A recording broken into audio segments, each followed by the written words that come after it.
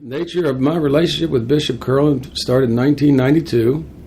The bishop was a co-chair, and they asked me to be the co-chair of McNamara High School.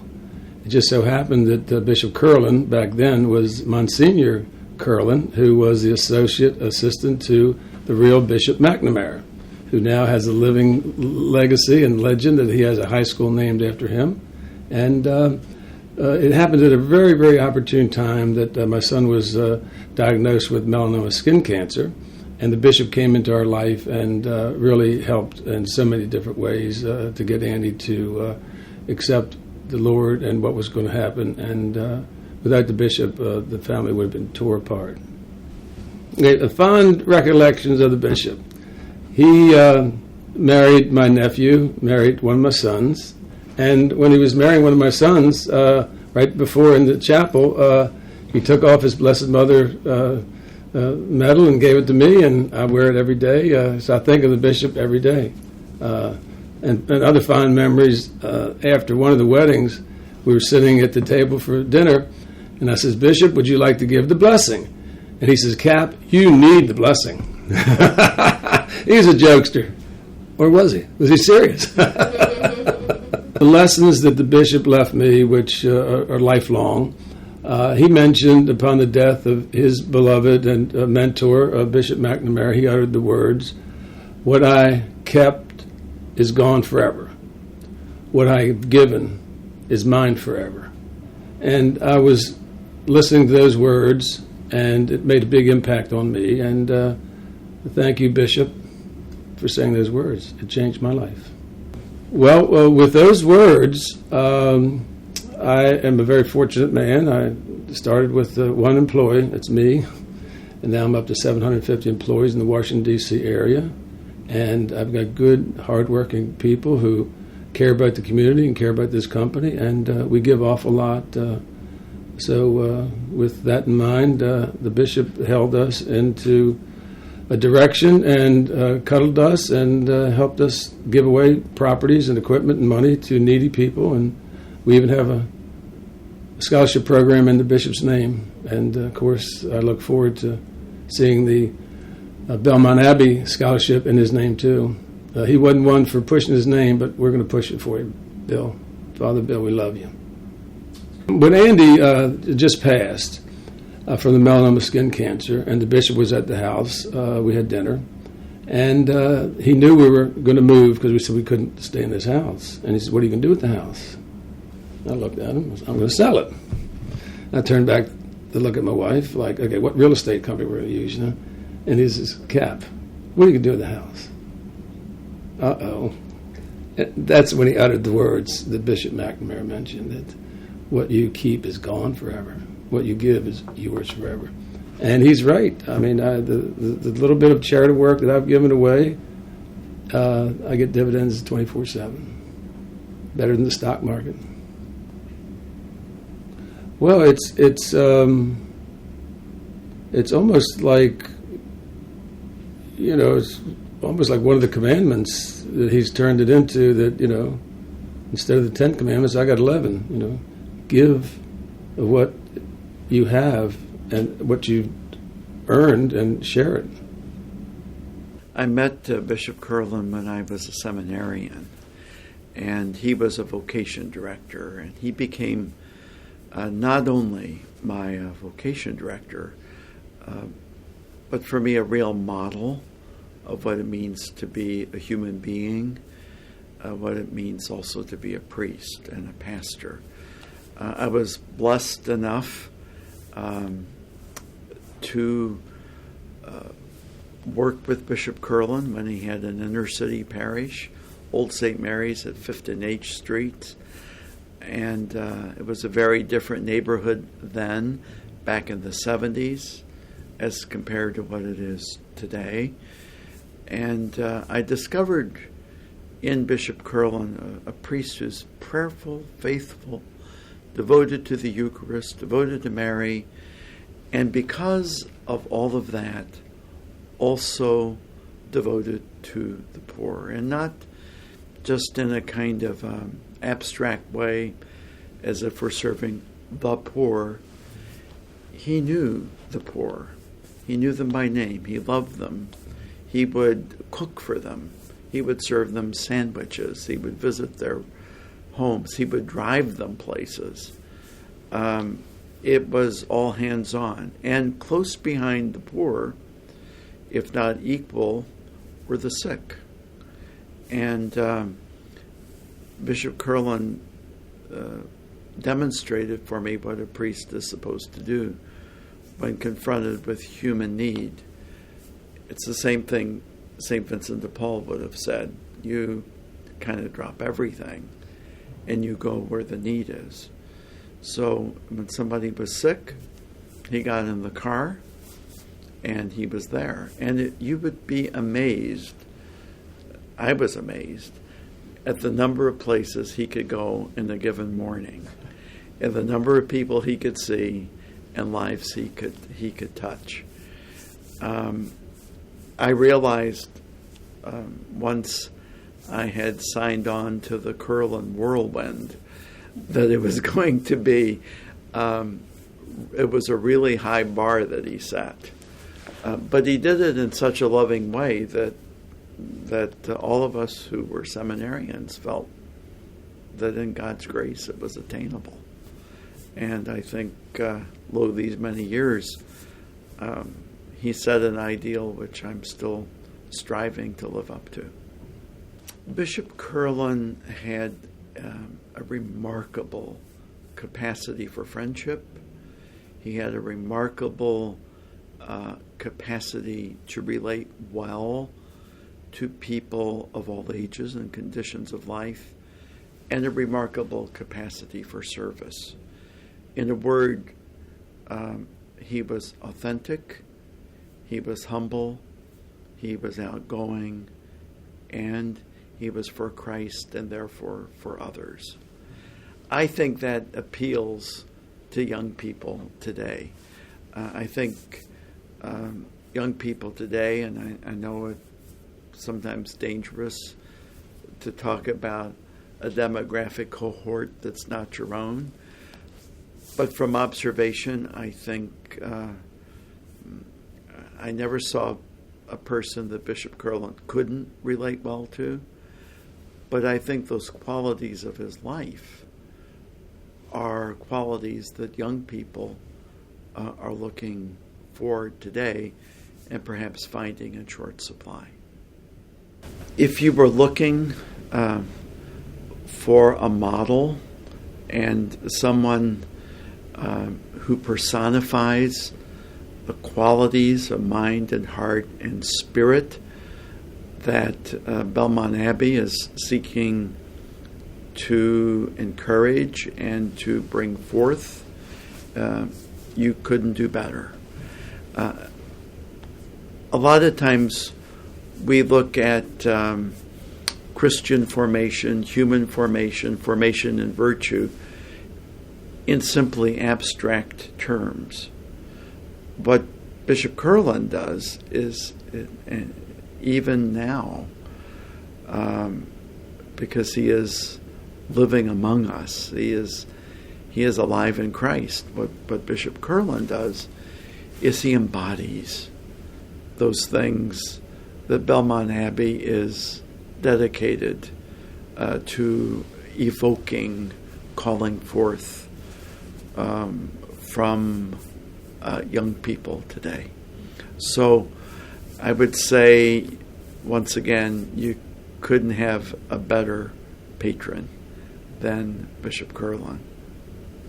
You know, I got to go in the car with him and watch him do beautiful pastoral things, but you didn't just get to be an observer when you live with the bishop. So many a time I was in old clothes hauling votive candles up from the basement of Old St. Mary's and taking the burnt out ones and disposing of them. Many a time I cleaned the church, many a time, but you know, he did the same stuff. I mean, he was always doing that. I used to ask him when he was in Charlotte, I said, what do you do to relax? And he'd say, well, I clean the house. and, but every place he went, he made it more beautiful than before, and that means beautiful in every way. It was more beautiful physically. It was more beautiful in its spirit, and there was more joy, and it was more beautiful in a deeply spiritual and religious way too. He had the gift for imparting beauty in life as well. No wonder Mother Teresa loved him so much.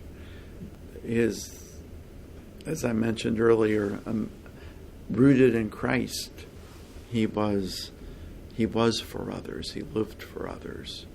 Back in the day when I was getting to know him, I had probably not paid attention to the phrase self-giving love.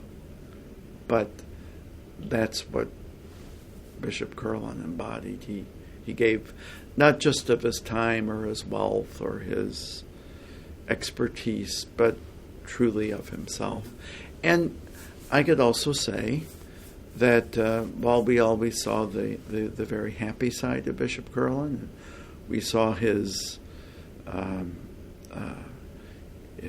preaching with joy, his celebrating the sacraments with joy, his interacting joyfully with people, he also had heavy crosses to bear. He wasn't a person who had an easy ride in life. He was a person who met with challenges, with opposition, with criticism, with illness, and who also took to heart the sufferings of others. He was never clinical. He took it to heart. And so you knew he bore the cross. You knew that discouragement was something he was not immune from, but you also knew that there was this tremendous, beautiful resilience in Bishop Curlin. He would just bounce back and move on. He was such a good man. Gosh. And I miss him so much. Yeah, I would call him.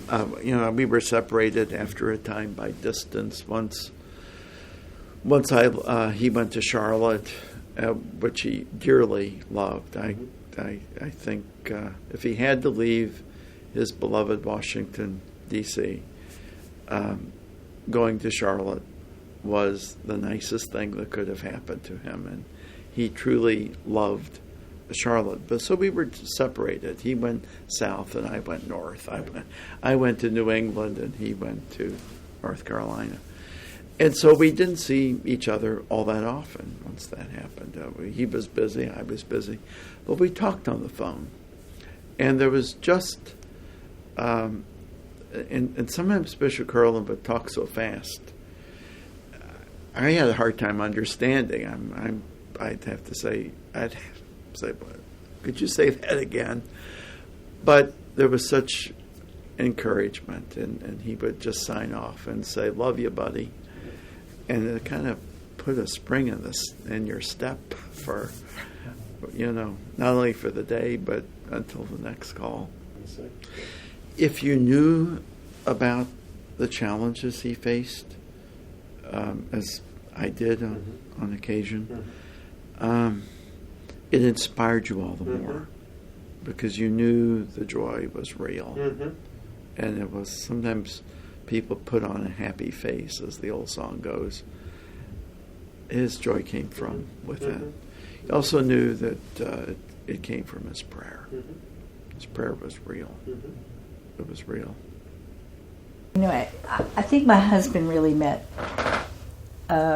Bishop Curlin first, and probably either in Rome or perhaps here, maybe here in Washington, because we came here just before he was appointed to Charlotte.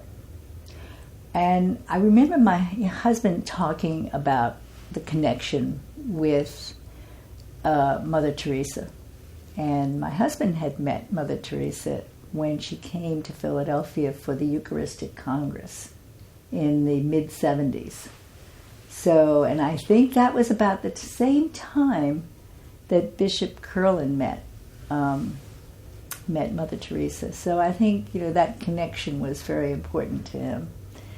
And certainly was important to Bishop Curlin, because that was his whole life. I mean, he just spent his life ministering to people who were poor and sick and needy and facing death. And I think that was a connection that I think my husband always thought about when he talked about Bishop Curlin. And then I met Bishop Curlin when I started to go to Lourdes with the Order of Malta, and when I also started to visit Charlotte with the Order of Malta, and it was just wonderful. He was just such a wonderful person, so joyful and yet so calming, and so sympathetic to everyone he met. It was just a wonderful person. I think what I remember too was that in Lourdes he actually started that part of our pilgrimage where we did a blessing of all of the people that were there on the various teams in Lourdes at the taps, the water taps. So in addition to going to the baths, we did this sort of later in the pilgrimage, where we gathered by the taps of the water, and we would all be blessed with the water. But it was also a time of reflection, and I think that was what was so key about him. He just was so easy to talk with, that he drew people out, in their misery or in whatever was bothering them. And he was the kind of person that you kind of could share things with, and he would be so sympathetic. So I think that was really an important part of, it became a very important part of our Lord's pilgrimage as a result, so we still do it. His legacy is definitely service, service to those who really are in need, and a loving service. I think that's what's really important. And of course, I've been in education for a number of years, and if you're trying to instill in people that love of neighbor, we often say this is one of the greatest commandments, is to love your neighbor. But how do you do that?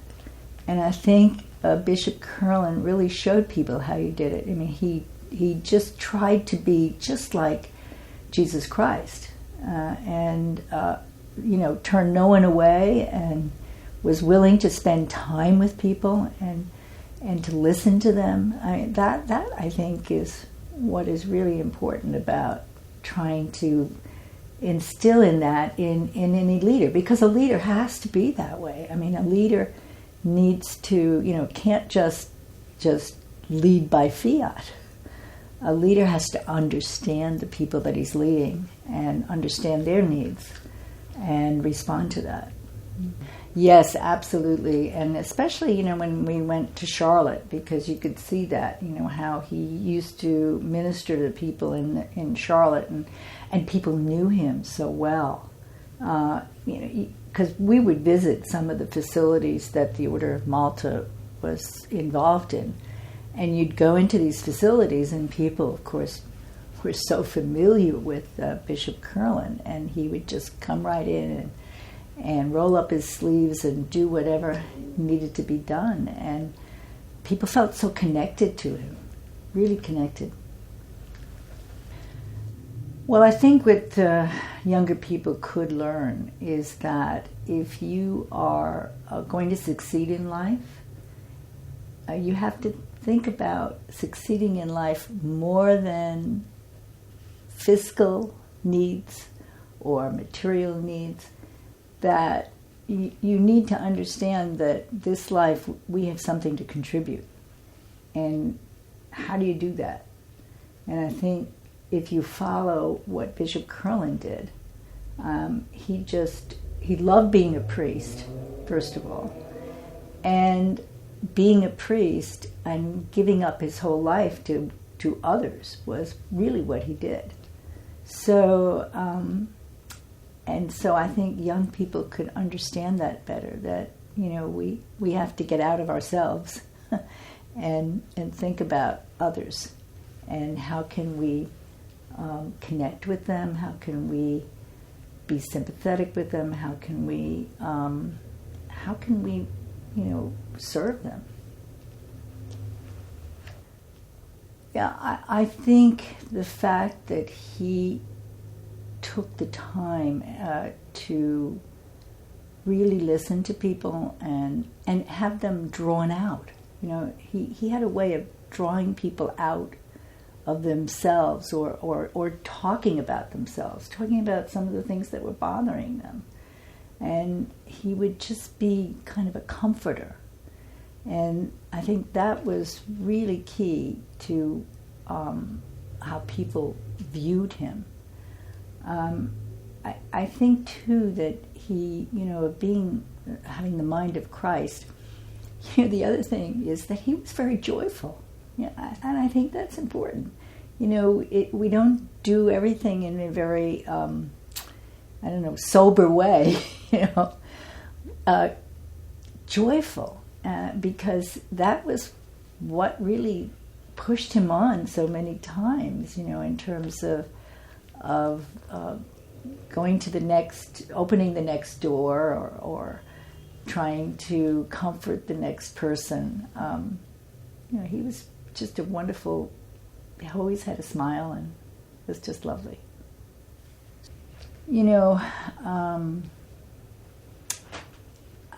Following in his footsteps doesn't mean that everyone is going to become a priest. But following in his footsteps means that they're going to approach life in the way that he did, and trying to, again, be looking to serve others and not looking so much at, okay, how can I promote myself? That's not what he was doing. He was looking to others and seeing how he could help. I remember, and of course his mission to the sick and to those who were dying was extremely important part of his life. And he did so much in that area. I remember he called my husband. My husband got sick in 2013 toward the end. And I know Bishop Curlin at that point was in his late 80s, I think, or in his mid 80s, and he heard about Tom and he called him up and had this wonderful conversation. I wasn't part of that conversation, so I can't say what they actually talked about. But I do remember my husband being very, very comforted by what he said. Yeah, and so I think having, thousands of students that would follow in his footsteps means, again, reaching out to others, helping where they can, being the comforter, a joyful comforter in times of need and in times of trouble, and being able to lift some of those burdens from people. I first met him in 1981 when he was vocations director for the Archdiocese. And what impressed me then is that his whole approach to ministry was hands-on. It wasn't just an administrator, a bureaucrat, someone sitting behind a desk, but a man who got out there and actually touched people, whether it was the poor, whether it was the needy, whether it was the sick and dying, especially in that time, AIDS patients with Mother Teresa's nuns over in Otis Street, Northeast. And he was very personal in his approach. It wasn't just pulpit preaching. It was ministry with hands-on, and that was very impressive. I hadn't seen that before in a long time. And it was instrumental in my becoming a priest. Very much so, and I think as he would often say at Lourdes when he came with the Order of Malta, where I got to know him really well as a chaplain, along with Abbot Placid, that he would say, let me see the Jesus in you that I see in myself. So I think the mission piece, the service piece, is not simply doing good, but also serving God in and through these living icons of people who are sick and needy and poor and searching for a greater sense of God's love in their lives. It wasn't yet diagnosed as HIV/AIDS. And Dad retired from the Navy as Chief of Naval Operations under President Reagan. And the Navy was the first to have to deal with this phenomenon because these officers enlisted were dropping dead on submarines. And the medics were saying, Admiral, we've got a weird, strange unknown here. And we have these bodies at sea. We can't bury them right now. They're on ice. So the Navy was doing a lot of early research on this. And Dad was the first to have to respond to the crisis from Navy leadership with a policy and a strategy. He retired in 86, and a year later, President Reagan said, would you head up the Presidential Commission on AIDS? And had a one-year task to do it.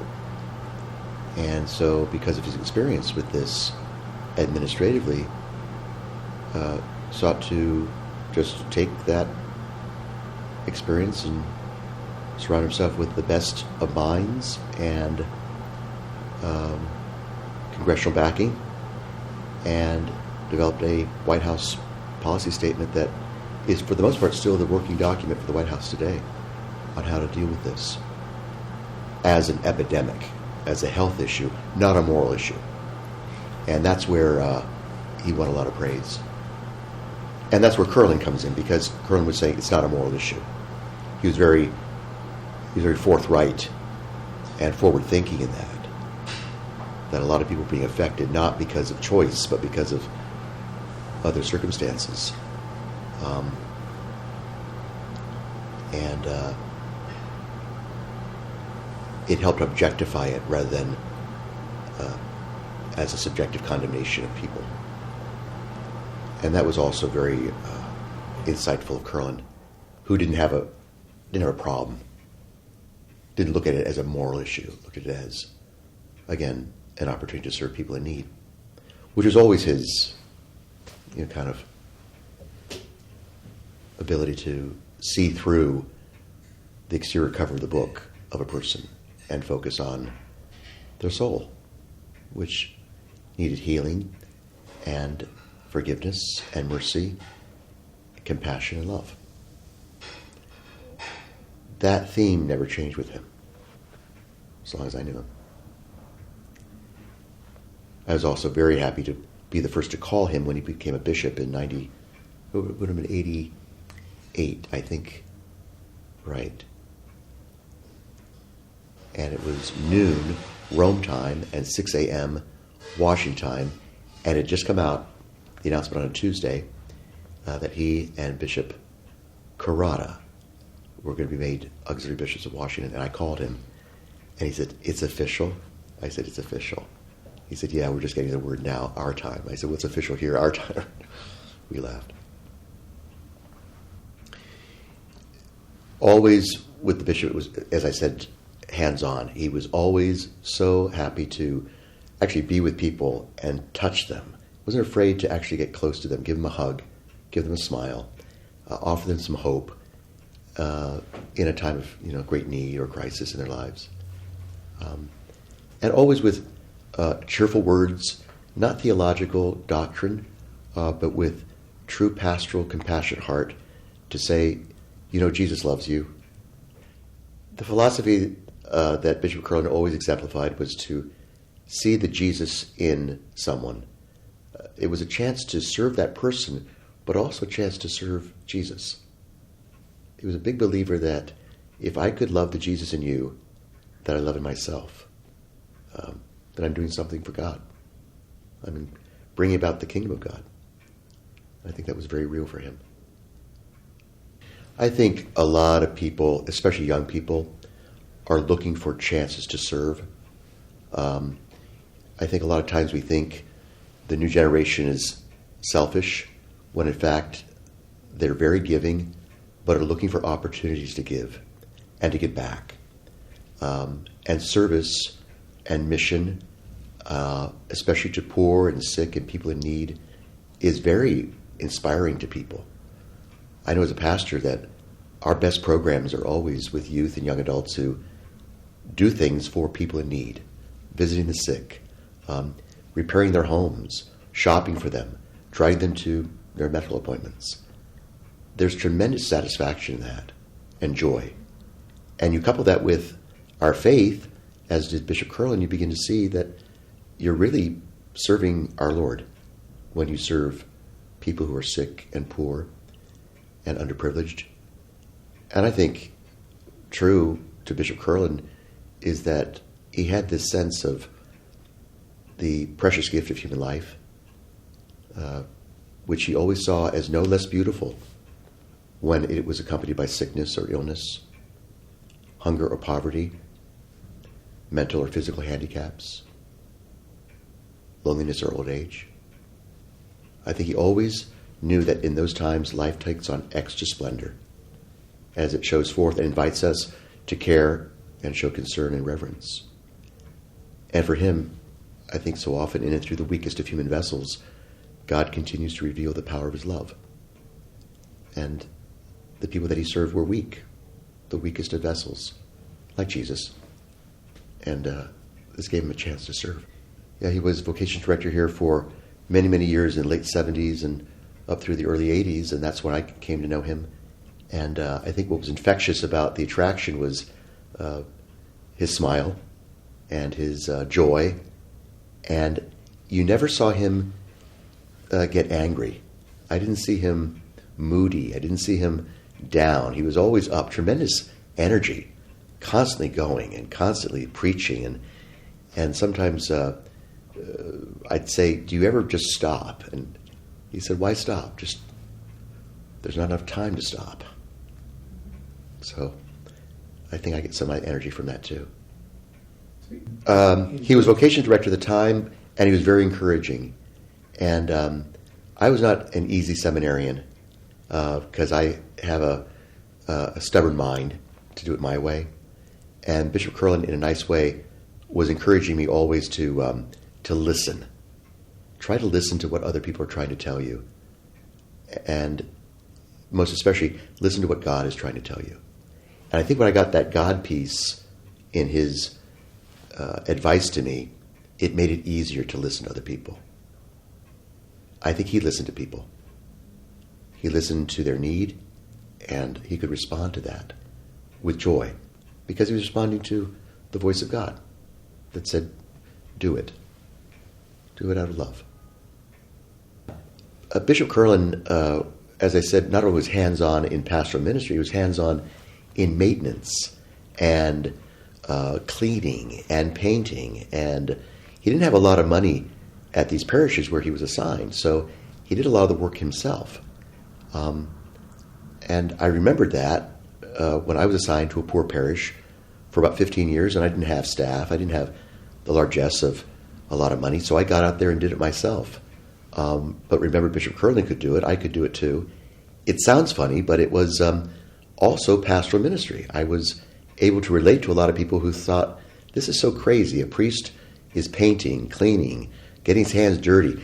Actually, what that was is a ministry in itself of incarnation, taking seriously that hands-on approach with the kinds of things that even the son of a carpenter in Bethlehem would do. It's very much, I think, part of the Christian life to be present to people in all walks, in all circumstances.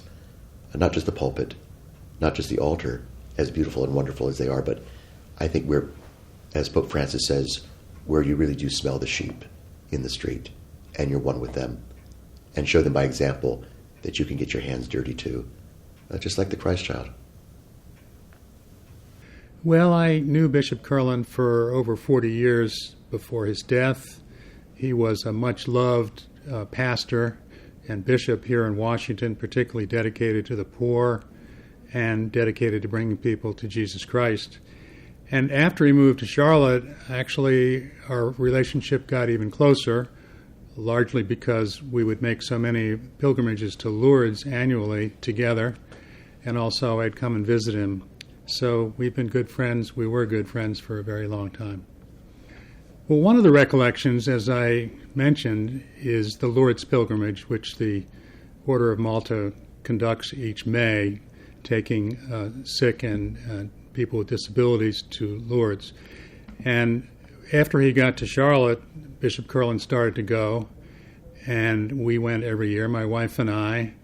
And one of my best recollections is that at the end of every day, even then he was getting on in years, and he must have been terribly tired after a long and active day, he would make a point to go down to the grotto where Bernadette saw Our Lady and say the rosary, and I would go with him every night we were there in Lourdes, and that's a great memory of me.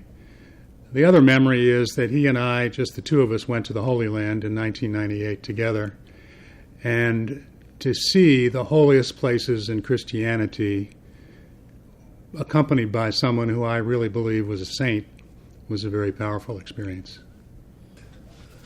Here he was mostly known for, or largely known for his work with the poor, as I say, but also for his eagerness to bring everyone to a personal relationship with Jesus.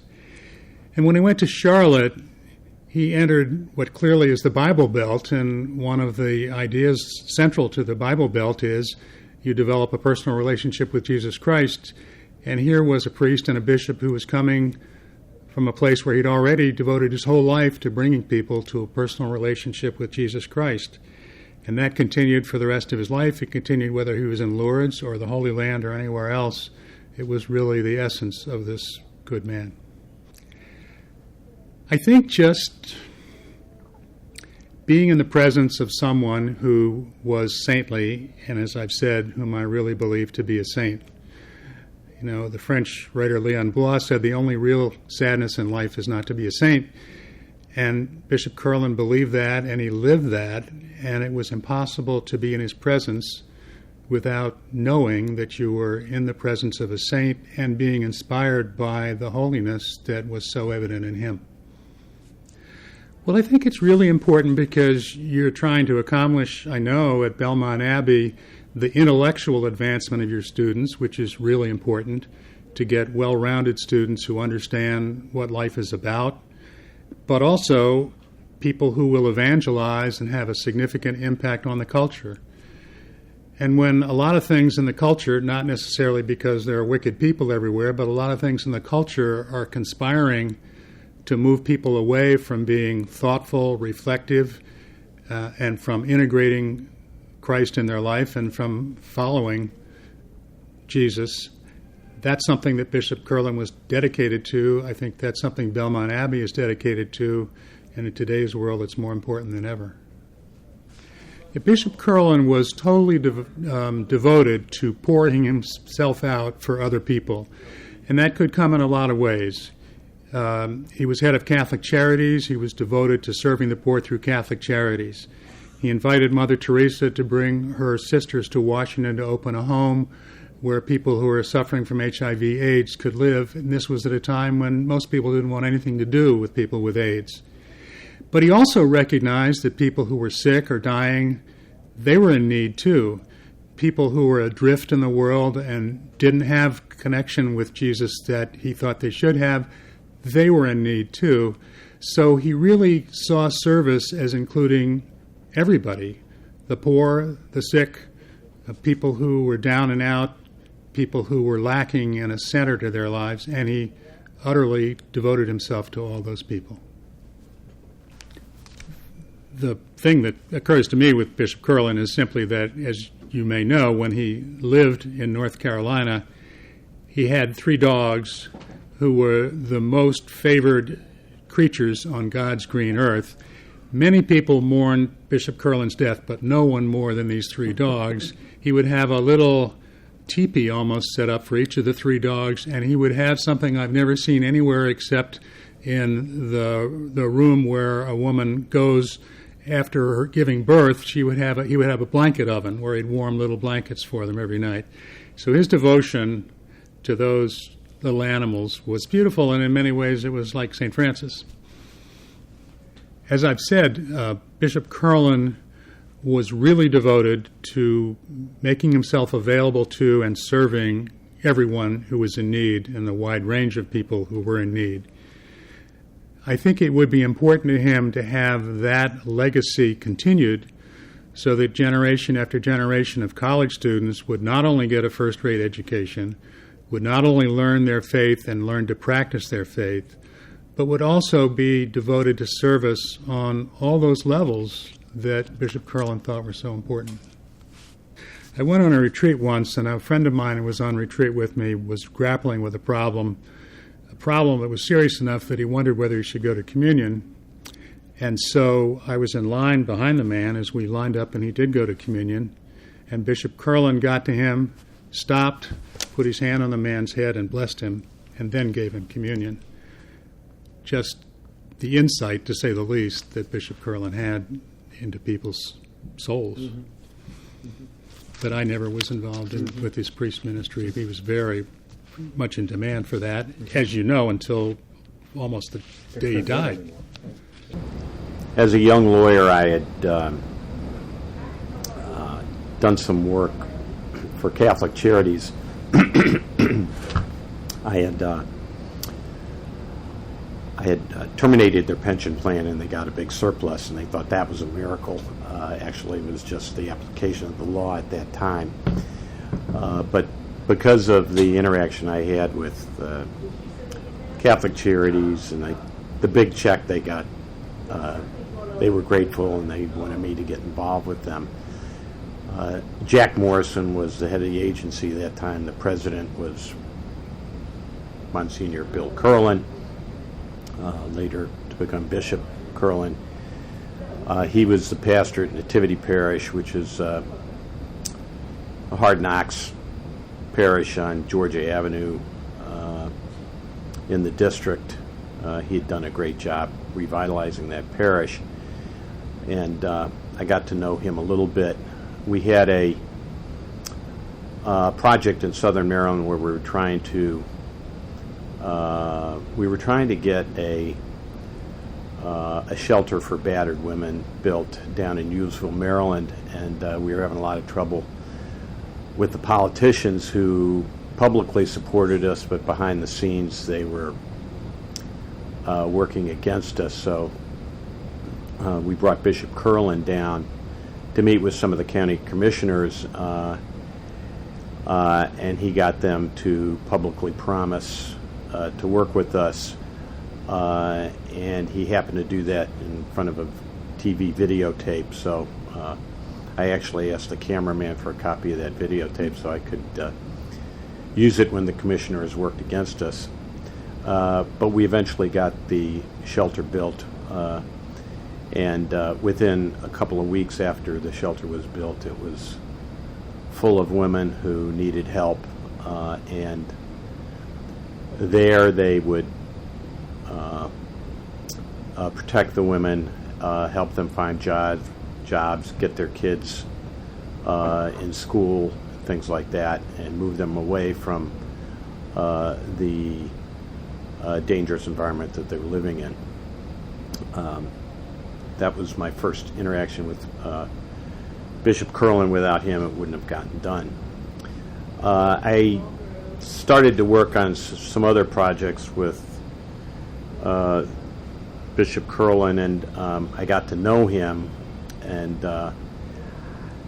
he would share stories with me. So I'm gonna tell you some of those stories just as he told them to me, and you'll think that Steve Saxon here is crazy, but this is what I heard. This is the interactions that I had with him, and I'll tell you some of my own personal encounters and what I saw as well.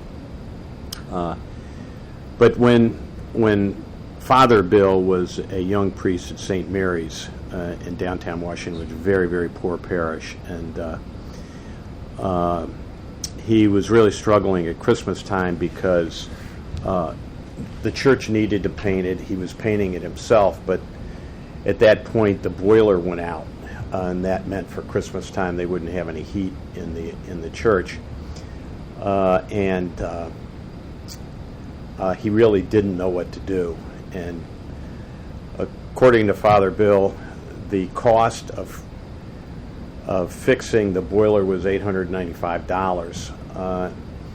And late one Friday afternoon before the Christmas break, he was alone in the church, still getting his painting done, and there was a knock on the door, and he opened the church door, and there was a man. He was perfectly dressed in a dark suit and tie, and he looked out over his shoulder. There was a limousine there, and the man presented him with a bag and said, "This is for you," and he left. And Bishop Curlin opened up the bag, and there was $895 in it. And Bishop Curlin was the only one who knew that the price tag was $895. So that was the money he needed to keep the church going over that period of time. That's the story. Another story was he was at St. Mary's still. He got a call. I believe it was from Union Station, but there was a man dying on the platform where you got on the trains. The emergency people were there. Curlin rushed over from the rectory. When he got there, the emergency folks told him that it was too late, that the man had passed away. And Father Bill went over and he said, "Well, do you mind if I say some prayers?" And he said something like, "By the love of Jesus Christ, if it's at all possible, let's bring this man back to life." And he prayed there for a few minutes, and the man started to cough and breathe heavily, whereupon the emergency guys pushed Father Bill away, and they were amazed that he had come back to life after they had already pronounced him dead. And that's the story. A similar story of a woman who was dying of cancer. Father Bill went to visit her in the home. She had a bunch of kids, a husband. She wasn't that old, but she had been diagnosed terminally ill with cancer, and that there was no hope. The x-rays showed that her body was ridden with tumors, etc. And Father Bill prayed over her, and the next day when the doctors came, she was totally cancer-free. And so as that's how the story goes. Probably the most profound or moving story along these lines that Bishop Curlin shared with me was, as you know, he was the confessor to Mother Teresa, and on more than one occasion he went to India, and he was visiting Mother Teresa in India at her orphanage, and Mother Teresa would take in any baby from Calcutta, and a baby came in at 2:30 in the morning, the very day that Bishop Curlin was to fly back to the United States. And when the baby was left at the steps of the orphanage, Mother Teresa went and grabbed, Bishop Curlin, said, "There's a baby, we need your help." And he rushed out of bed, and in his desire to get to the baby and help out very quickly, he cut his hand on a rusty water faucet that was out there in the yard, I think, and his hand was bleeding profusely. And he said, "I need to go to the hospital, my hand's bleeding." She said, "No, I'll take care of that." And she washed the hand, and she wrapped it in some white cloth, and then she put a miraculous medal in there, and then she wrapped it some more, and she put his hand in a sling, and they proceeded to take care of the baby, and later that day he was on his way, and I believe he went through Germany to get back to the United States, Frankfurt probably, but I can't remember. And when he got to the international terminal, he thought that he should have a doctor look at his hand, and so he proceeded to the medical area, and there was a doctor there, and he said, "This is what happened." He said, "Yeah, you may need a shot," and he said, "Let's take a look at that," and they unwound the bindings, or the bandage on his hand. The miraculous metal fell to the floor. The doctor picked it up. They continued to unwind the bandage, and then they looked at his hand. His hand looked just like this. There was nothing there. Everything was totally cleaned up. So those are the types of stories you would experience with Bishop Curlin if you spent some time with him. One other story I can share with you is that had an impact on me personally was he was holding a retreat at St. Jane de Chantal in Bethesda, Maryland, and it was one of those, I guess it was Advent retreats, and the church was pretty full. Monsignor Essex was the pastor there, and he had done a good job in getting folks there. And all Bishop Curlin did was tell stories about the love of Jesus Christ for us, and how we, through our love for others, can demonstrate our love for Jesus Christ. And I was impressed by the number of people in the church who were crying. He had such a profound impact on them, and I was supposed to go out to dinner with him afterwards, so I was kind of sitting in the back watching all of what was going on. And when he left, I thought, well, maybe it'll be 5 or 10 minutes, and it took 30 minutes for him to say goodbye to all the people, because everybody wanted to talk to him personally. And so I was sitting there, and I saw a young woman in the corner of the church crying, and I went over and I said, "Look, I'm nobody, but is there anything I can do? Do you need a glass of water or something?" And she said,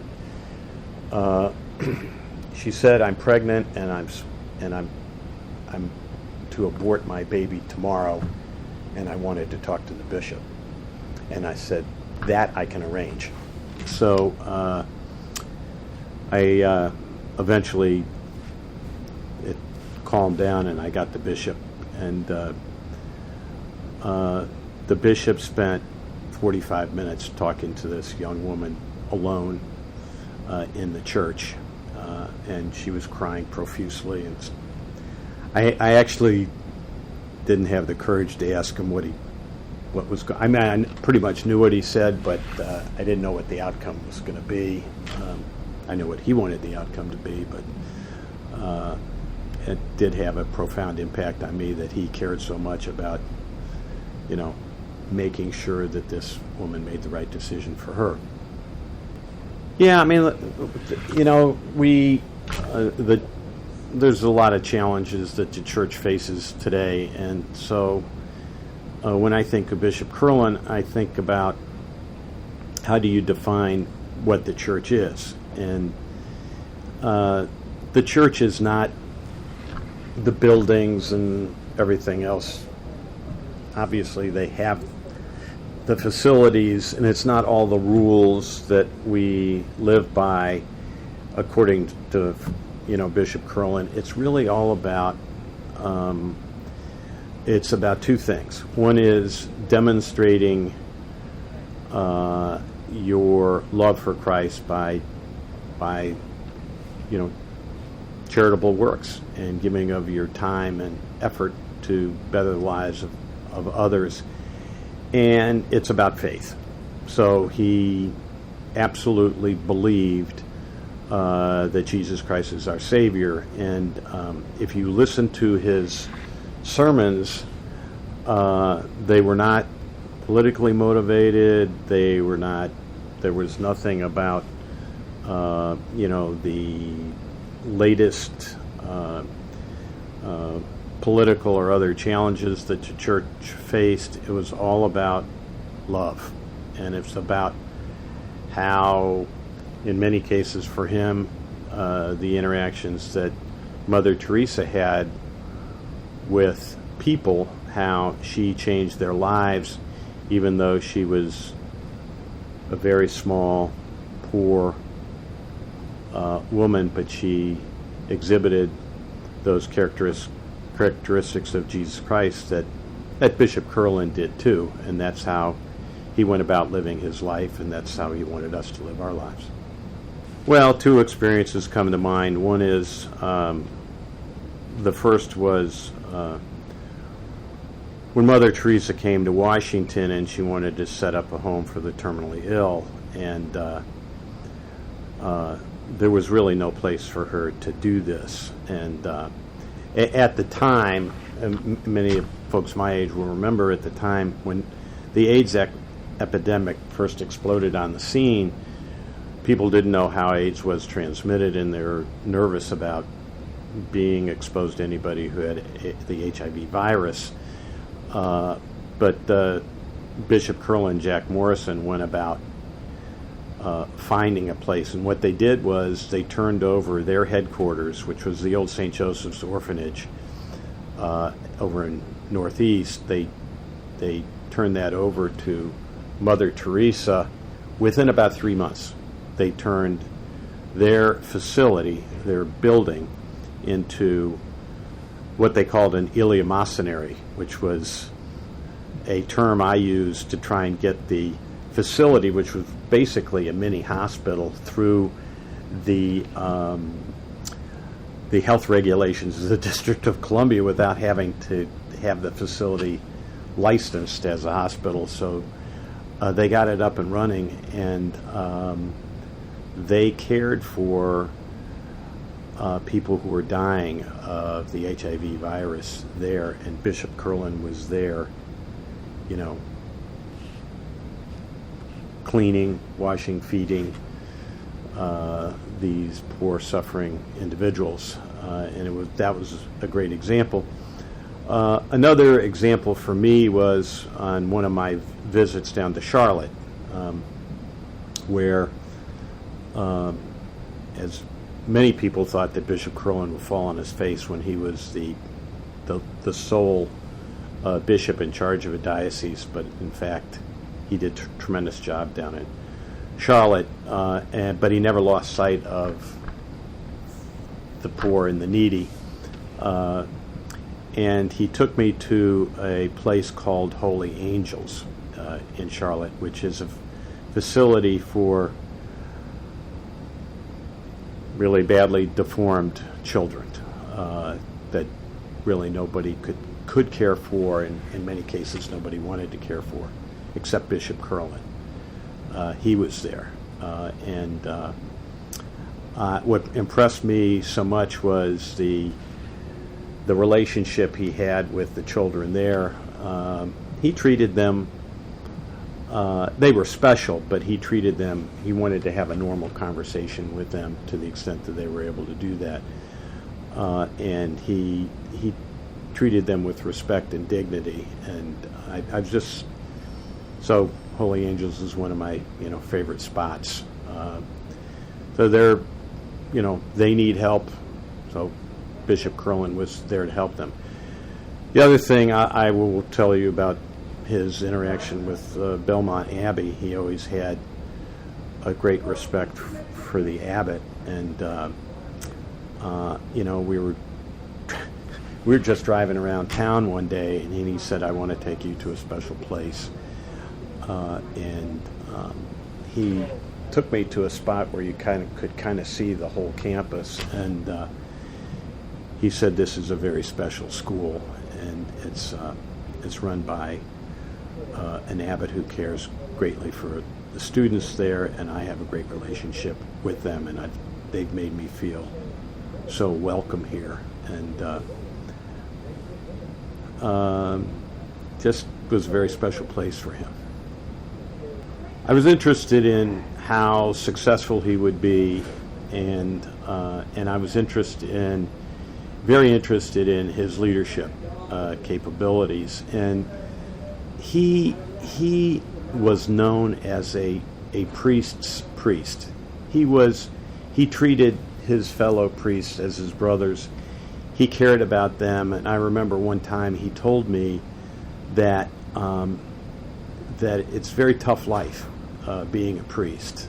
Even before all this stuff on the abuse surfaced, you accept everybody else's problems and troubles, but very rarely does somebody come to you and say, "Father, what kind of day are you having? Is there anything I can do for you?"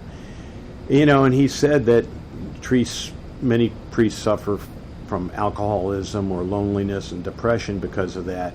And that's why when you said, well, how does he reach out? His first and foremost obligation, he felt as a bishop, was to reach out to his brother priests and take care of those. Now, on the flip side of that, he was very careful about who could become a priest.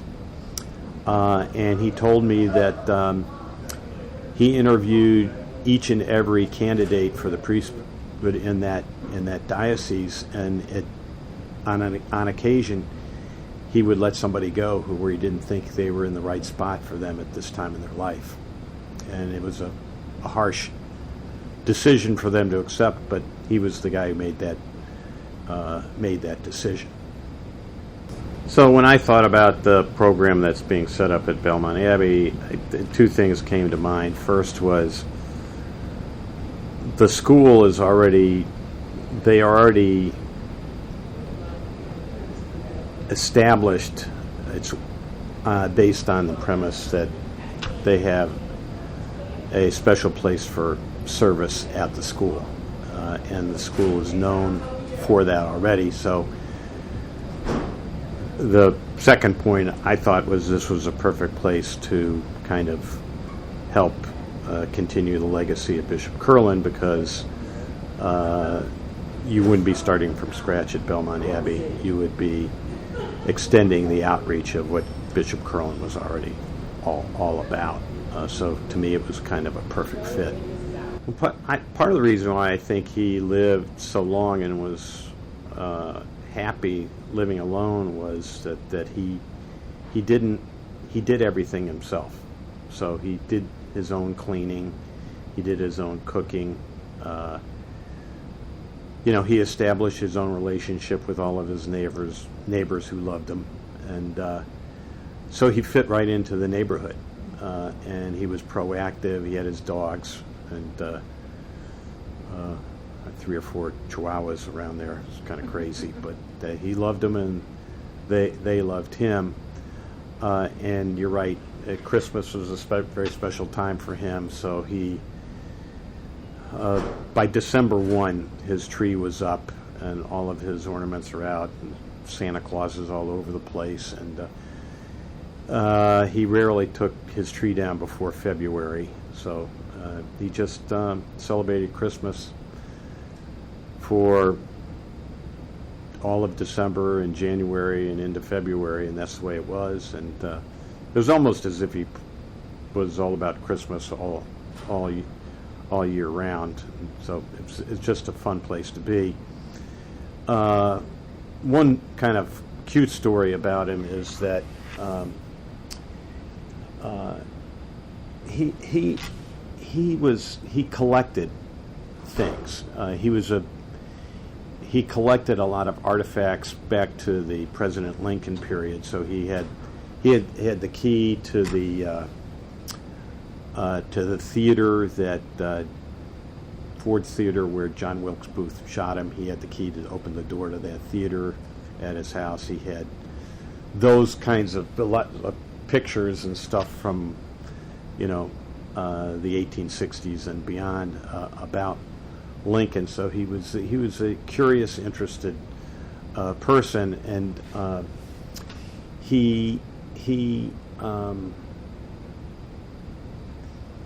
he collected stuff, and one of the things he collected was, and this was actually a gift from a parishioner down in Southern Maryland. He was the auxiliary bishop for Southern Maryland when he was back in the District of Columbia, and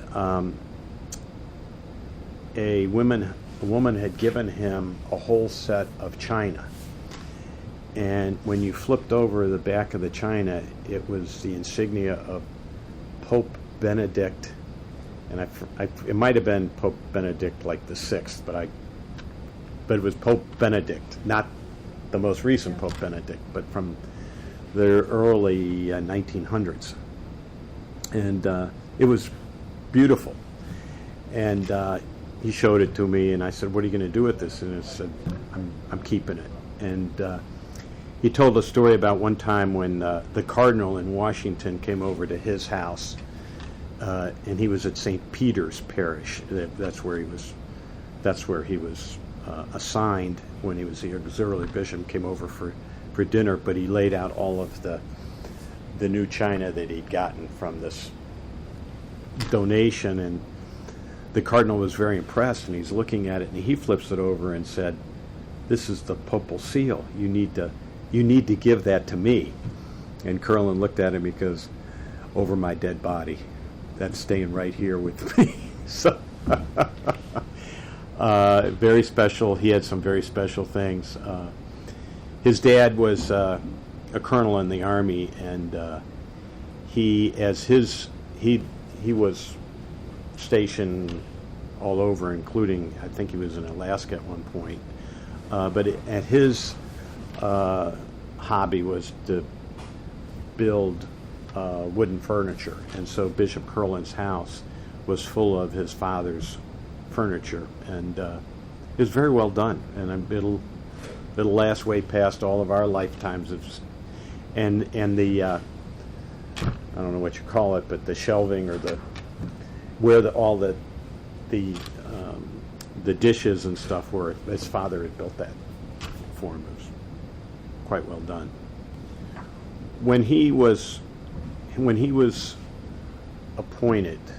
selected to be the Bishop of Charlotte, he went to the cardinal in Washington and said, "I'm not prepared for this. I don't deserve this.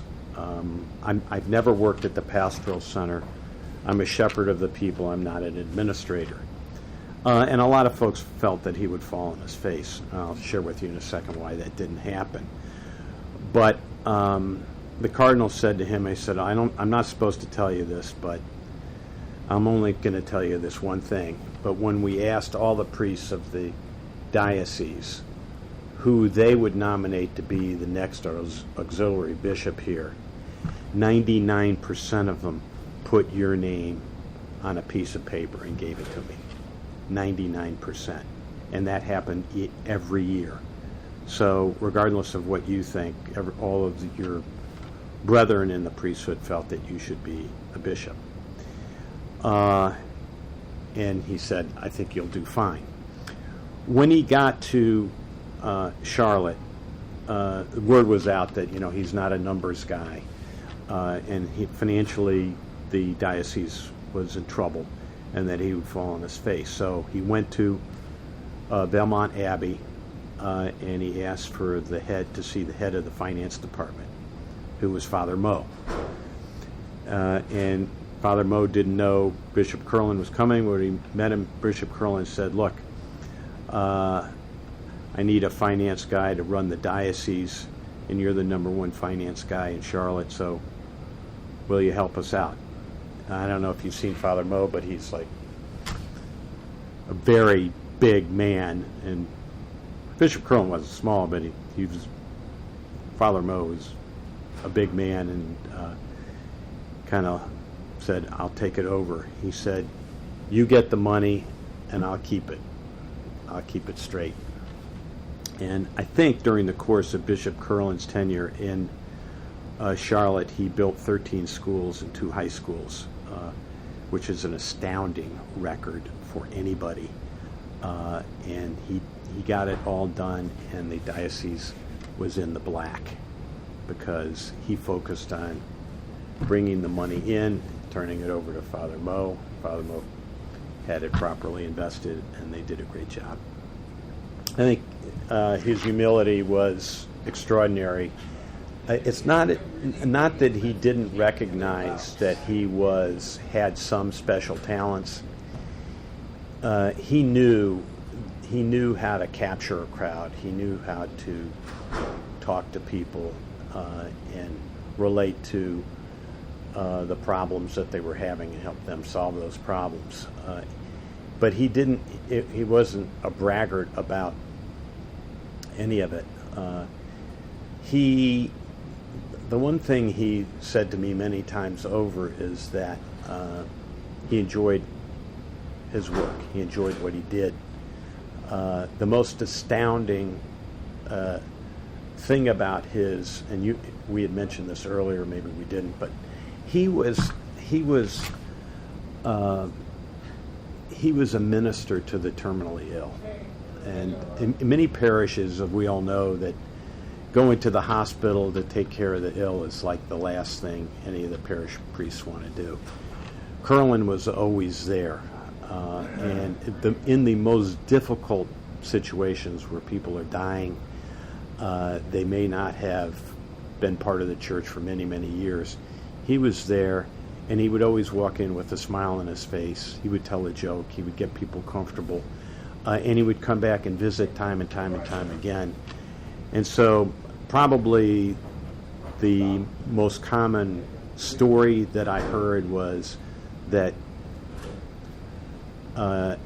somebody was dying in the hospital and he was going to go take care of them. The saddest stories for him were when young people were dying, or when somebody had a terrible accident and a young person was involved, and that really bothered him and made him want to go even more and be with them. Well, what I just said about he was so comfortable with himself and what he did every day that he didn't view his daily experience as work as you and I do. Obviously, he got tired, and some of the experiences he had an emotional strain on him from the troubled priests or the terminally ill. I mean, it's not that they didn't have an impact on him, but they didn't stop him. His energy level was always so extraordinarily high, and he was motivated to get back each day. And he had a special prayer that I wish I had remembered about, something to the effect that, thank you, Jesus, for waking me up this morning. If you stay with me today, I will do everything in my power to make you proud of what I did for you today. And that's how he went about doing it every single day. Oh, he came to Nativity Catholic Church as the pastor, coming from St. Mary, Mother of God, downtown. He came to Nativity, and as he began, immediately started preaching about vocations. Oh, we need vocations, we need vocations. And I'd always thought about being a priest, but that's not what young black people do, young black men do, because every black man thinks he's supposed to give his family offspring, grandchildren, and so forth. But I always had a desire to be one. And so I sat down and had a conversation with him in the rectory. It was there that he talked about vocations and so forth. And it was there, he said, will you go home and you think about it, and we'll talk about it next week. And we made an appointment for next week. And by that time, everything that I could ever want in life started happening almost instantly. The police department had called and said you could be a policeman. Archbishop Carroll, my high school, called and said you can be a JV coach. And I said, ooh, as basketball coach. And then it was from there that I went to see Bishop Curlin the next week, and he told me, you'll be going to Borromeo Seminary College in Ohio and in the fall, and blah, blah. I said, wait a minute, I didn't say I was going. He says, oh, sure you'll go. He said, you know how he would speak. Sure you'll go, you'll love it. It'll be wonderful. And so I trekked off to Borromeo College in Ohio, and there I began studying for the priesthood, and he was always supportive. And I remember as I was trying to leave, I said, Bishop Curlin, what should I take with me? Monsignor Curlin, what should I take with me? And he said, oh, wait here. And he went upstairs, and he came back down. I thought he was going to bring a prayer book or something, and he brought a paintbrush. And I looked at him and said, what? He says, every parish you go to, you'll need this. Don't worry about it. You'll understand. And he was quite correct. And so it was there that I began my priestly journey and journey to the priesthood. And I never realized it would end up this way, or I'd be priest for 28 years now, but it was thanks to Monsignor Curlin. And it was because I went back in the seminary that the maintenance man at Nativity said, well, if Pearson can go back and go in the seminary, then I certainly can go back. So he was 60 years old and returned, and Father Bob Rydell said, if Pearson can do it, anybody can do it. And he went back in the seminary after all those years. You know, he had been in the seminary, left, and worked all those years, and came back. It was thanks to Bishop Curlin, thanks to him coming. And we never thought he would be the bishop. We just knew he was Monsignor Curlin and running Nativity Parish and doing all those good things. But we never thought that he would be Bishop Curlin. And then all of a sudden he was named Auxiliary Bishop of Washington. And of course he's kept doing the same old things the same old way. And nothing changed. You would think being a bishop he would have changed his persona or changed his way of doing things. It was the same way. He would just keep going on and on. He had great faith in God, and his favorite line was, God will provide. Now, back in the day, we thought God did provide, but he knew a lot of people with money, and of course, God will provide, because he could ask better than anybody I knew. And he was a very good man, taking care of the parish, taking care of the diocese, taking care of places to go. And he always was so happy that's why he gave me the chalice when I was ordained. He gave me the vestment when I was ordained. He was so happy. I was so happy, and I'm still so happy. What inspired me was his confidence at the very beginning of the conversation. Like I said, I had wanted to be a priest since I was in second grade, and but you just don't do that. That wasn't the thing to do. And of course, you go through all the other things, and you investigate and look into all of it. But ultimately, I said, no, I won't do that. But it was in the second grade. I got kicked out of public school in the first grade, so I had to go to Catholic school. and Father Walsh, Francis Xavier Walsh, walked in, and everybody had to get up and say, good morning, Father Walsh. The girls would curtsy and the boys would bow. And I said, that's what I want. I want everybody to get up when I walk into the room. And my mother always remembered that. And then later on, I decided I just wanted to be a priest. And Curlin said, well, you got to follow your dreams. If this is what you want. All the other things are important, but what's going to make you happy?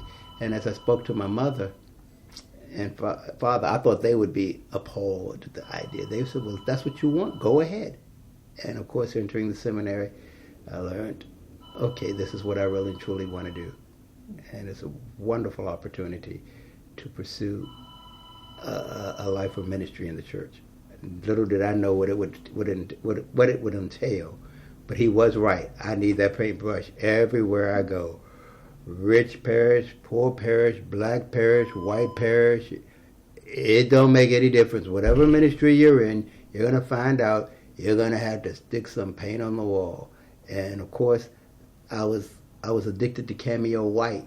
I grew up a little bit and started using color, and started painting. But at first, it was always cameo white. In fact, there was so much cameo white. I painted my grandmother's house cameo white. He was always hands on. He was always considered himself a country bishop, a simple man. He wasn't really simple as he would make out to be, but he did have the reputation of the angel of death.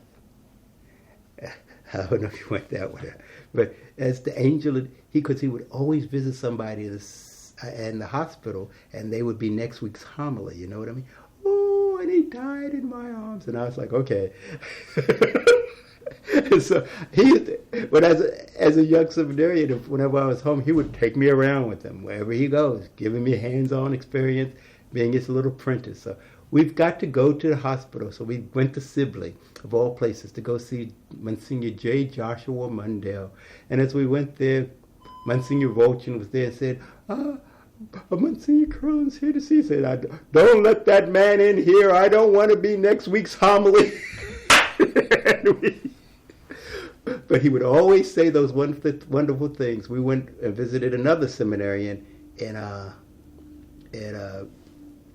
Veterans Hospital, Francis Lippincott, and he had meningitis. And of course, he was next week. He wasn't next week's homily, but he was surely somebody's homily. He never made it to priesthood. He passed away as a seminarian. He said, "Oh yes, I remember Francis, and the angels of God came to take him home." And I kept saying, "Please, whatever you do, don't come visit me. I love you dearly, but don't come visit me in the hospital. I love you dearly." And I saw that because he had that great hands-on way of being. He would take care of. When I first visited him in Charlotte, down on what is it, Dilworth. I visited him at his bishop's residence, and I came in, and there was another priest there who was recovering from surgery, and Bishop Curlin was taking care of him. I said, "Now, what bishop do you know would take care of their priest, where they expect their priest to take care of them?" And Bishop Curlin, "You need anything?" He was sitting at the table, and of course, he recovered and went back to work, but it was just the way he took care of people. And I always remembered that as a priest, because, as a young priest, a lot of young priests will tell you how wonderful it is in the priesthood, and it is wonderful in the priesthood. But you might, some of your assignments, you may get an stickly old priest or something. And I was one of them. Got a couple of stickly old priests that had their their ways. And Bishop Curlin says, always remember that, so that you don't be like that when you have people. And so, as a priest, I always thought I was going to become a diocesan priest, so I wouldn't have to live community. You know what I mean? I didn't want to do community. And and I found out that I've never not had community in my entire priesthood. I thought when I first became a pastor at Holy Name, I would be here by myself, and I can run my parish. And of course, there was somebody in residence, and somebody decided to be my associate. So I had 3 people. I came here to Mount Calvary, and I thought, I'll be the pastor there. Well, there was a brother, retired religious brother living here, and retired Monsignor Hughes living here. So I never lived alone. And then when they left, I got another priest to come in residence. So I've never lived alone. But I've always said that Bishop Curlin taught me, treat people the way you wanted to be treated, and love them despite. And so he always had a great love for the priest. He always had a great love for the church, and it always reflected in all his actions. And no, I'm not a Bishop Curlin, and not that good, but I always make sure that whoever lives with me has full rights, full reigns, and it's really their home as much as it's mine. Bishop Curlin's first assignment was St. Gabriel's, and he loved living with Bishop McNamara. That's when they had bishop pastors. And he always talked about Bishop McNamara and how he was such a simple man, and that he gave so much. He gave more than he gave so much that you would never know that he was poor himself, and he cared about it. And it always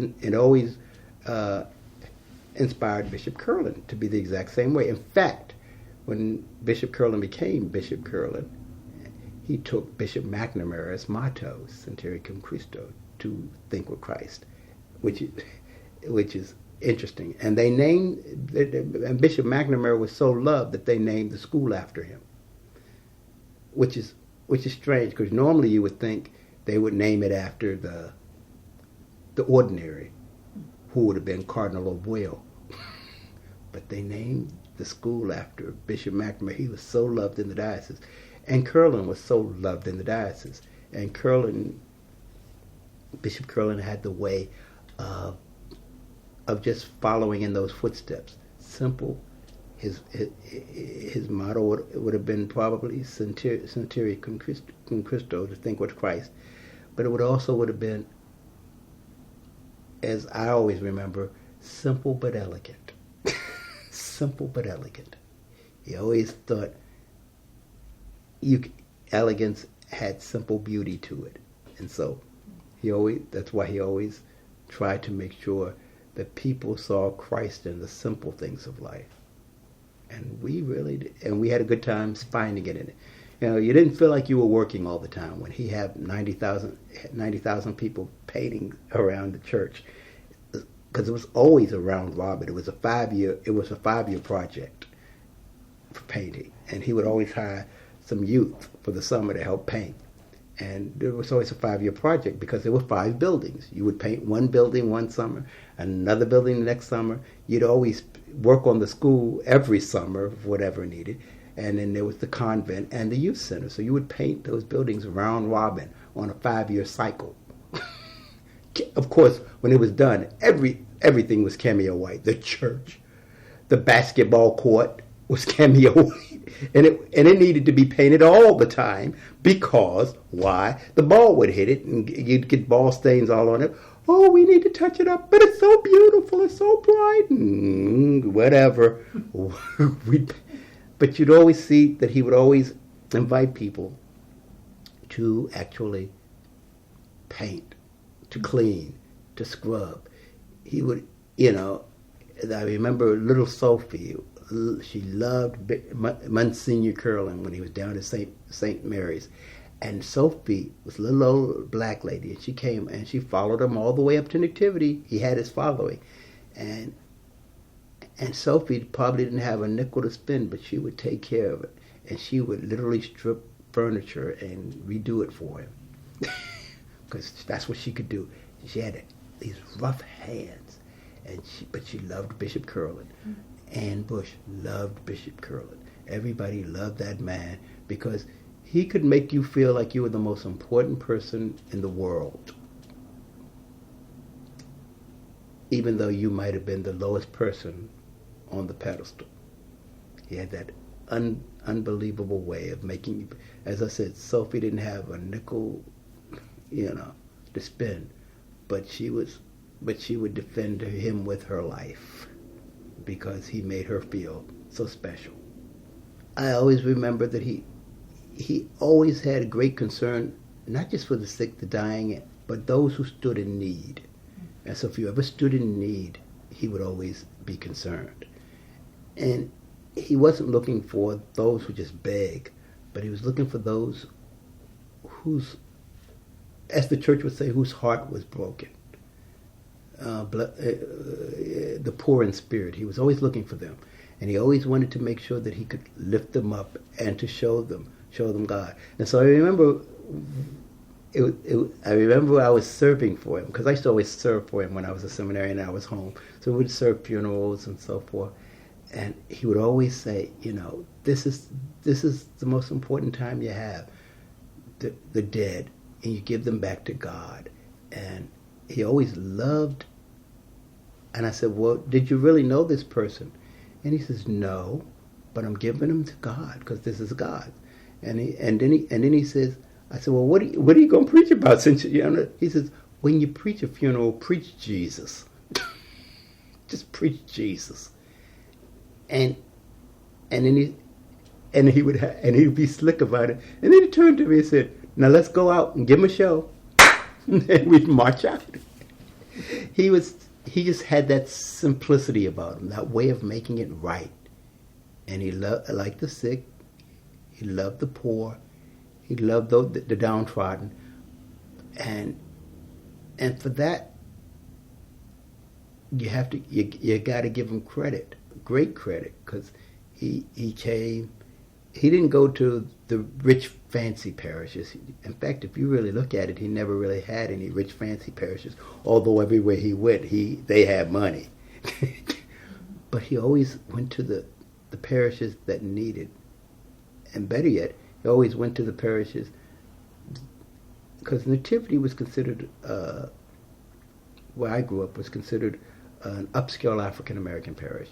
And he went there, and he gave them love. He gave them confidence, and he gave them a sense of, you belong in this world. You belong to God, and you have a lot to give. And maybe that's why I think, as an African American priest, he was so wonderful for me, because he gave me an opportunity to say, look, it's not all about what everybody else says the church is. He found the church in everything. The church in the most simple things.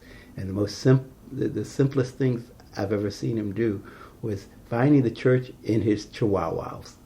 He loved Chica. Oh, yes. And Chica didn't like me at first, but then all of a sudden Chica was my friend, and I couldn't get rid of Chica. You hang around long enough, dog just love you. And he says, look at that. She's going into your lap now. I said, oh, well. She says, what do you have in your pocket? I said, nothing. I have nothing. We would sit there, and the dog would say, well, this is my friend right here. And he loved the dogs. I mean, he loved nature, loved the simpler things in life. And he told us about those things.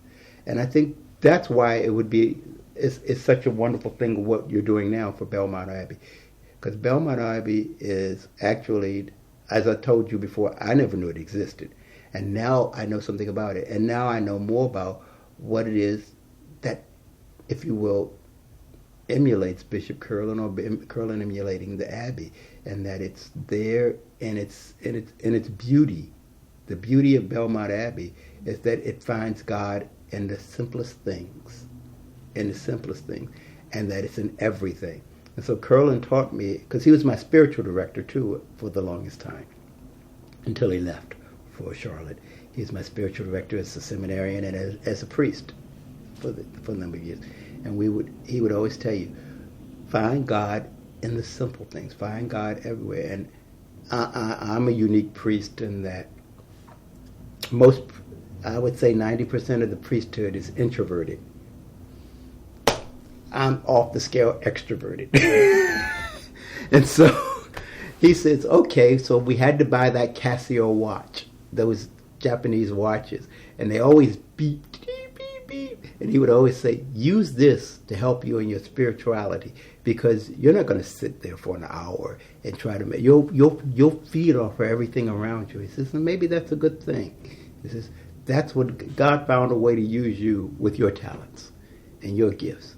And not just what the norm is of the priesthood, but with your gifts of feeding off of everybody.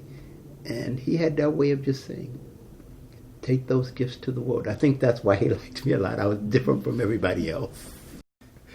Well, Curlin loved Christmas. He always thought it was the most beautiful time of year. Now, I know, don't get it wrong. The church will teach you about Easter, and it's wonderful. But let's face facts. Christmas presents, Easter eggs. Christmas presents, Easter eggs. Santa Claus or the Easter Bunny. Which one you want?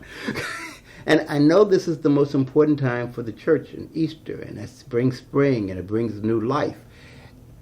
But growing up as a kid in Nativity, and growing up in a family that loved Christmas, and growing up in Nativity Parish, we finally got a priest that came there, Monsignor Curlin, who loved Christmas. Boy, did he love Christmas. And it took days to decorate the church. It wasn't like a project of one day. It took the parishioners and him and ladders and everything to decorate that church for Christmas. And it was always the most gorgeous thing you'd ever seen in your life. And he wanted to show the incarnation. And I thought that was spiritually, that meant a lot to me.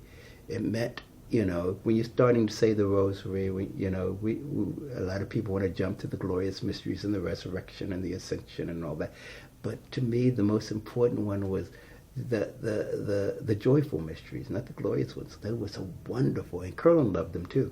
And so the joyful ones of saying yes to God, and then and then the visitation, and then of course Nativity, and that was his favorite time. You could walk in and you could see that the incarnation was very important to him, of seeing God made present in the world, in you and in me. And he would always say that. as a spiritual director, you have to find God even in the worst person. God is there. He's present. And you've got to find God in everything. And if you don't find God in everything, then you're missing creation. You're missing the incarnation. You're missing God where he is at his most wonderful.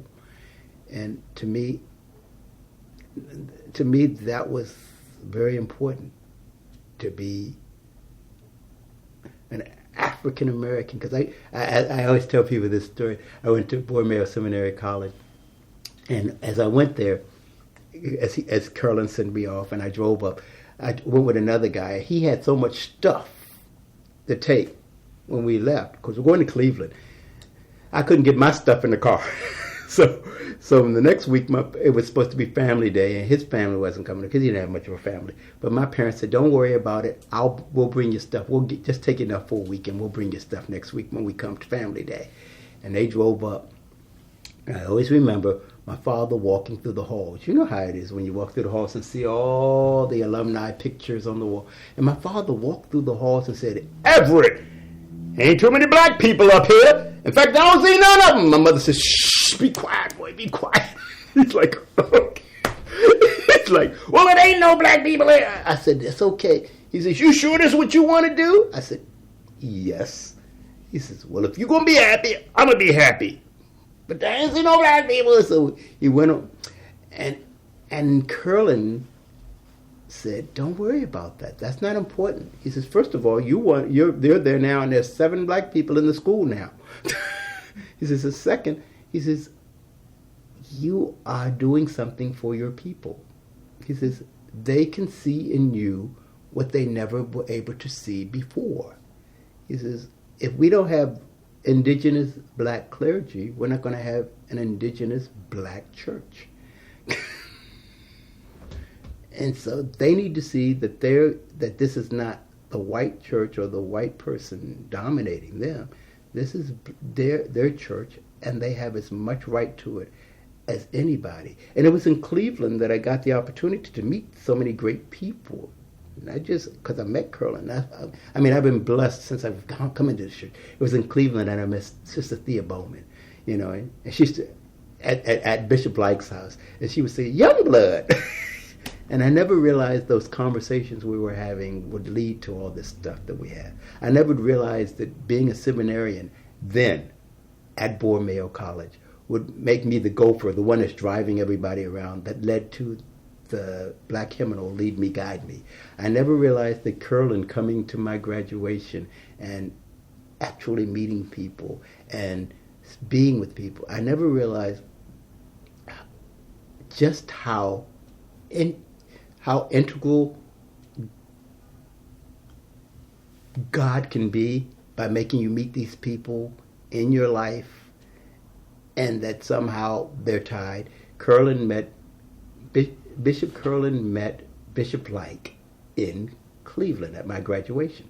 He was Monsignor Curlin, Bishop, and Archbishop Blake was the auxiliary bishop of Cleveland. They met there, and it started to steamroll. Like who would have ever thought that all this would happen just by the interaction of people? Just like I never would have thought I would have ever met you talking about Bishop Curlin. I would have never thought I'd know anything about Belmont Abbey until this happened. And I never realized that it's an option. And I'm starting to talk to, when I talk to kids now, I'm starting to talk about, you should look into Belmont Abbey. I told Xavier Locke over at McNamara, you should look into Belmont Abbey. They might have some funds for you. He says, "What? Where's that?" I said, "There you go. There's our problem. Ignorance is not because we're looking for it. It's just that we just didn't know." African American clergy, a lot of them, because they just didn't know and they weren't invited to the party. But once the invitation is given, and that's what Curlin did. If you want to know something that's good about Curlin, Bishop Curlin, he gave everybody, no matter where their standing is, an invitation to the church and to God. Everyone, no matter where they were. He didn't care about race, color. He didn't care about sex. He didn't care about any of those things. It was always Jesus. And if I can bring Jesus to you and let you know the Jesus I know what will happen. That Jesus will touch your heart. Because as he says, it's funny because he considered himself a country bishop, but he always just said, because he would always tell me, I must decrease so Jesus can increase. And that's why he preached Jesus. He says, that's why you're here. You're going to decrease so that Jesus can increase. So don't question why. He said, just go for the ride. Just go for the ride. Don't question why. He was always, because I would always get in the car with him when we'd go somewhere, especially to the hospital, like you said. We'd ride to Sibley, we'd ride to Georgetown, we'd ride somewhere to see somebody, some priest, somebody in the hospital. I said, where are we going? He says, don't worry about it, just get in the car. Oh, did you ever see the Little Rascals? You remember Little Rascals? There was a wonderful line in there, and I remember telling him that, and he started using the line. Because I was watching Little Rascals. I said, because he used to always say, don't worry about it, don't worry, we're on our way. And it was one of those Little Rascal stories where they built a hook and ladder, and they were riding down in the hook and ladder. And one of them said to the other one, Stymie, where are we going? He says, I don't know, but we're on our way. And that's what it's like with the priesthood. That's what it was like with Curlin. That's what it's like with life. You don't know where you're going, but God's driving. We on our way. Let's have a good time. I see more service-oriented people in a world in 2019 where people are so concerned about Me Too and all the things of individuality. It was Curlin that always tried to build community. And his idea of community was that everybody had a place in the community. And so if you're going to build a scholarship at Belmont Abbey, it can't just look like, oh, it's a scholarship fund in the name of Bishop Curlin. It has to be something where it's dedicated to service, it's dedicated to building community, it's dedicated to in fact building the future from the ground up. I think that's so important, and I think that's what Bishop Curlin taught me a lot, and so many other people. It was over time I found out that you could strive or chase all the higher echelons of the church, and I'd be bored stiff. But I found out that it's the little things of building people from the ground up and giving people an opportunity to experience Christ like they never experienced it before. And so in my life, I've tried to emulate him. Maybe not so much in vocations, but always in vocation to priesthood or religious life. I've tried, but I've also tried to emulate him in building up people's confidence that they can do whatever they want and succeed at whatever they strive for. And I'm happy to see when I see young people going to Mass, people having their families, teaching them the faith, instructing them on the right things to do. That's what scholarships are all about, because it's one thing to sit there and have a scholarship. It's another thing to have a scholarship that promotes a continuous love of God. That's a beautiful scholarship right there. So that what I have, you too can have. So that what you have, latter generations can have. Just like I said in the beginning, Bishop Curlin gave me this chalice, and it was because of Monsignor Henry Collins in 1916. He said, pass it on to another priest. Well, I'm getting ordained down with that. And he said, you need a chalice here. And I could sit there and say, oh, well, this would be wonderful. But when I die, I will pass it on to someone else who needs a chalice. And believe me, they would want this chalice if they could have it. Because who would have known it was worth what it was worth when he gave it to me? Just here. Well, let's just say you had great faith in God, because he was a rough driver. I can tell you that. Ooh, when he said, let's go, you do one of those things. He'd make the sign of the cross, because he would be talking and he wouldn't be he'd be going on, and he had a great personal things. He had great. He was very Irish, so he couldn't take the sun. So he had his gloves and all his driving gloves, and he had. You always remembered the little simple things he would do, and he would always make ham. That was his favorite meal. He could make a ham. Oh yes, we're making a ham. I'm like, okay.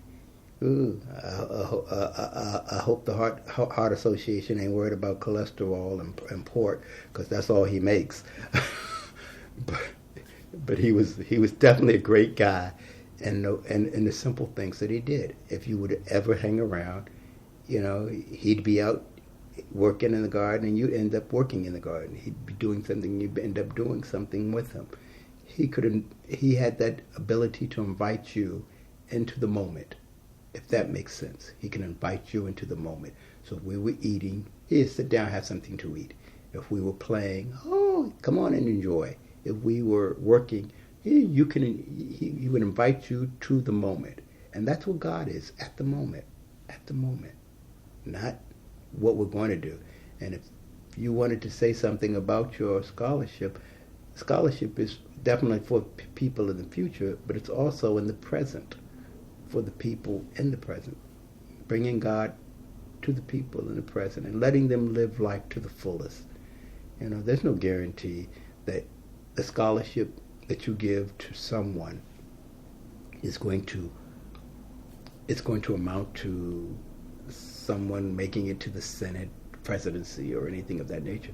But it will, because many people have gone through many years of education and then have passed away. So the scholarship is for the present, to build a future for the present, if that makes any sense. To build a future in the present, because what you do today will affect someone tomorrow. And so you may think that it's for someone in some great deed in the future, when in fact it may just be someone, as I always tell people, who were the ones who taught Dr. King. We don't know, but we know he's a great man, and he's got this great shrine downtown. But somebody had to teach him. Many people talk about Thomas Aquinas in the church, but very few people talk about St. Albert the Great, who taught him. That's what I mean. The scholarship may have great results in the future, and you may get the next president of the United States out of that scholarship. Probably not, but but you might. And if you do, fine. If not, but you may have inspired the person who will become the president of the United States, or become the next CEO of a great company, or better yet, the next teacher who instructs and gives. That's where the love of God is. Who knows? Of course, his favorite things was washing. Now, I told you, his favorite things were making sure everything was clean, because he was a clean nut. Nut. So you would see him, and he'd wash the towels, and he'd always have the room ready for any guest and whatever. And it was the simplest of rooms, because if you came to Bishop Curlin's house, you never found a double bed, you never found a queen size, never king size. Them twin beds were everywhere. Twin beds, and you slept on a twin, but it was always beautifully made. It always had everything, and his favorite things was having the fluffiest towels there were. Oh God, it was like being in a hotel with those towels and rags. And he would always have the nicest ivory soap. I think I don't remember the ivory soap. He loved ivory. And you'd be like, okay, I'm in a poor man's hotel because I got a twin bed, but it's nice. It's nice. It's always clean, exquisitely clean. He just had that way of making you feel right at home. And he didn't have a lot of technological stuff either. I mean, if he did have it, he didn't know how to use it. Yeah. because he didn't even know. Yeah, it wasn't until I got there that he didn't know how to. He learned how to use his VCR down there. He had a VCR. He said, "I've got all these tapes, and I don't know. It doesn't work the way I want." And I said, "Well, you got to learn to push the button, Bishop. You got to learn to push the button." So he was always hands on, but he didn't like to ask for help as much as he liked to inspire you to help. So he would never say, "What would you do?" Mother Teresa, yes, Mother Teresa. He loved Mother Teresa's nuns, and they can make you do anything. Trust me, because they had that way of asking. You will come and do this. Yes, and they would put the yes behind it, so you couldn't say no. And I was at Assumption Parish with Monsignor Ann Scarlasco, and Mother Teresa had just passed away, and her sisters had memorized this way of doing it. He says, "Father, you will come and take us to Order Street." Yes. And Monsignor Ansgar said, "Oh, no, sister, I can't. I'm at a meeting." And I went, "Oh!" Somebody said no to Mother Teresa's sisters. He said, "But you can use my car." She said, "That will be fine." And then he called back, "Father, you will bring the car to us." Yes. I said, "Dad." So then he wasn't there. They said, "Father, we will come and use your fax machine." Yes. "Sure, sister, anything you say." "You have paper?" "Yes." "Oh, we have paper, sister." "Found no problem." I said, who are you faxing?" "Calcutta." They didn't care. I loved the nuns, and Bishop Curlin loved them too.